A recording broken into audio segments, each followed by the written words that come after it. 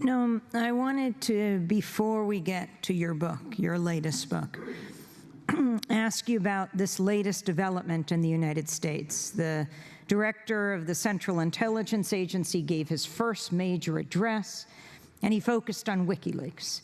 And it looks like now the U.S. is preparing an arrest warrant for Julian Assange, who's been holed up in the Ecuadorian embassy in London for almost 5 years now.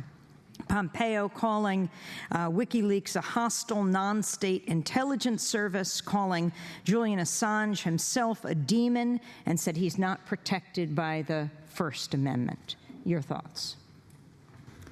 Well, I think it speaks for itself. WikiLeaks has released lots of information that governments don't like. It's overwhelmingly information that citizens should have. It's information about what their governments are doing. And perfectly natural that systems of power don't want to be exposed. So they'll do what they can to prevent exposure. I think it's a disgraceful act. In fact, I think it's disgraceful even to keep Julian Assange holed up in the Ecuadorian embassy. I did visit him there once, but you can guess yourself. It's in many ways worse than imprisonment.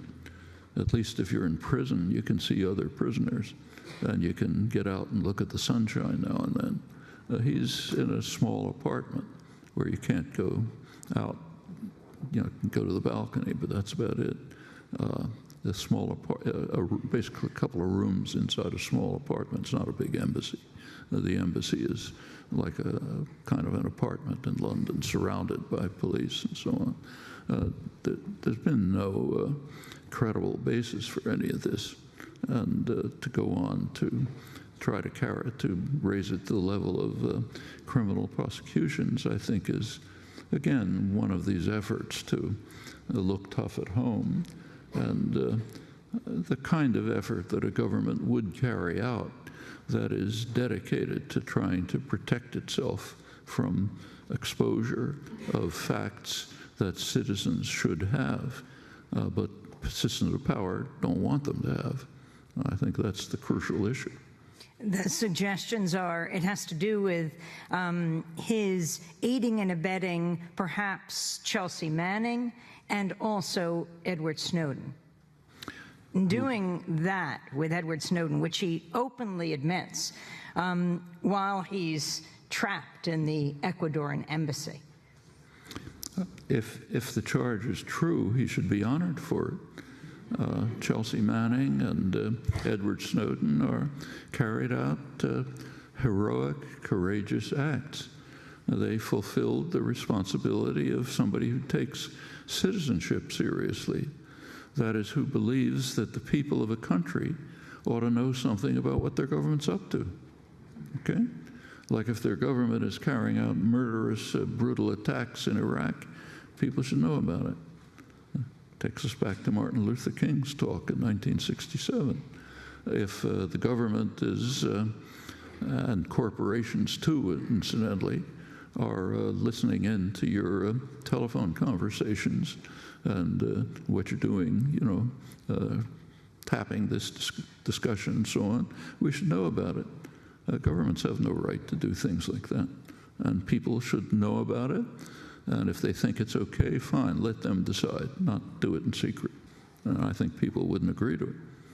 That's why it's kept secret. Why else keep it secret, you know? And these are people who exposed it at great risk to themselves. So those are heroic, courageous acts. If WikiLeaks was abetting them, more power to them. That's what they should be doing. I mean, President Trump endorsed WikiLeaks, right? He said, "I love WikiLeaks" during the campaign. When it was releasing things that he liked. You know, any system of power will do that. You release information that I like, it's great, but I don't want to be exposed. That's MIT Professor Noam Chomsky speaking on Monday at the First Parish Church in Cambridge. To see our full conversation, go to democracynow.org. That does it for our show. I'll be speaking at Middlebury College in Vermont today at noon, then on to Vermont College of Fine Arts in Montpelier at 7. Tomorrow, Thursday at noon, I'll be at Bennington College tomorrow night at the Unitarian Church on Pearl Street in Burlington. Then on Saturday night, after Democracy Now's 5-hour broadcast of the People's Climate March in Washington, D.C., I'll be speaking at the Plymouth Congregational Church. Thanks.